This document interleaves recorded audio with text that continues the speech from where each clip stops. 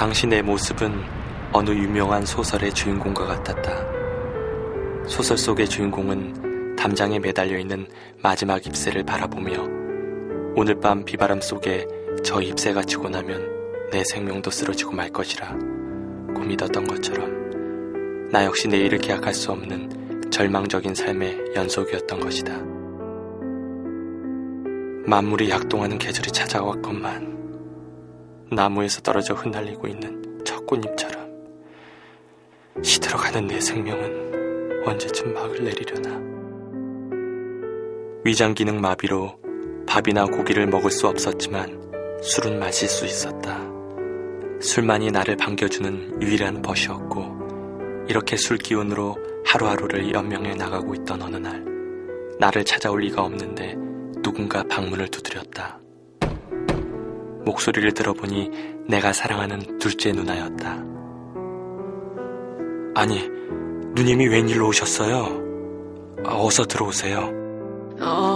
서울에 볼 일이 있어 왔다네. 바쁜 농사철에 서울에 올라왔기에 나로서는 반가우면서도 놀라지 않을 수 없었다. 동생, 한 가지 부탁이 있는데 동생이 좀 들어줘야 쓰겄어. 내가 예전부터 꼭 가고 싶은 곳이 있었자는가. 동생이 좀 데려다 줄란가? 네? 누님도 제가 제대로 걷지도 못하는 것을 뻔히 아시잖아요. 그래도 내가 얼마나 가고 싶으면 동생한테까지 부탁하겠는가. 나는 예상치 못했던 누나의 부탁에 이런 몸으로 어떻게 길 안내를 할 수 있겠느냐며 거절하였다. 그러나 어찌나 간곡하게 부탁하는지 민망하여 더 이상 거절할 수가 없었다. 둘째 누나가 가고자 했던 곳은 당시 신유의 역사가 많이 나타난다고 소문이 자자했던 현신의 권사님 재단의 집회였다. 후에 알았지만 누나는 열심히 기도하며 나를 전도할 수 있는 방법론을 찾고 있었다. 그러나 내 질병을 치료받기 위해 교회 가자고 했다면 분명히 거절할 것을 알기에 기도하면서 하나님께서 주시는 지혜를 받은 것이었다. 나는 학교에서 진화론이 옳다고 배웠기에 자칭 무신론자였고 귀신은 존재하지도 않는다고 큰소리치곤 했었다.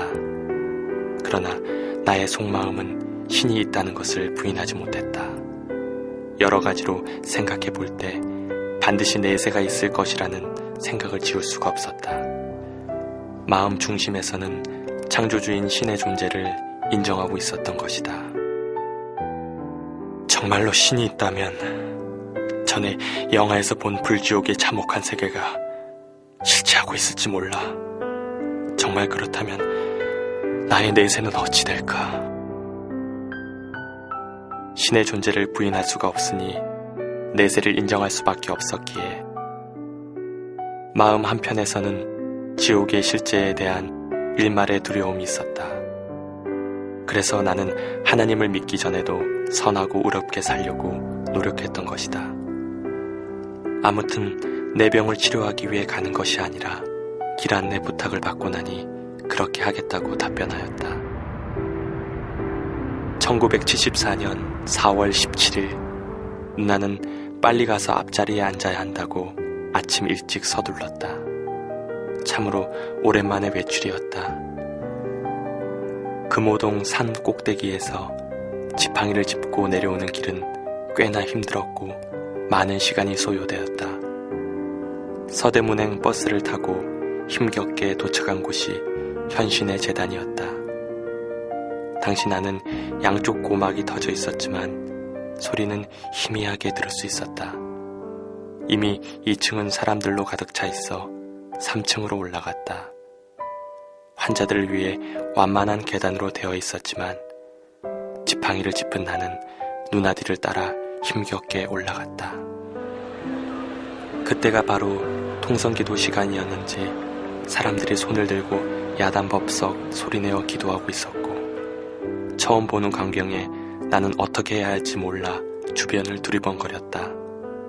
그런데 누나를 보니 무릎 꿇고 두 손을 떨면서 중얼중얼 기도하는 것이 아닌가. 누나를 비롯해 모두 미친 사람들 같았다.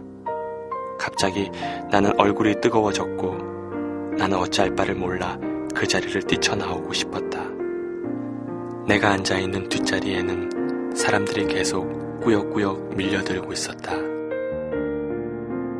얼른 이 자리를 나가고 싶은데 누나를 두고 혼자 갈 수도 없고 이거 어떻게 한담.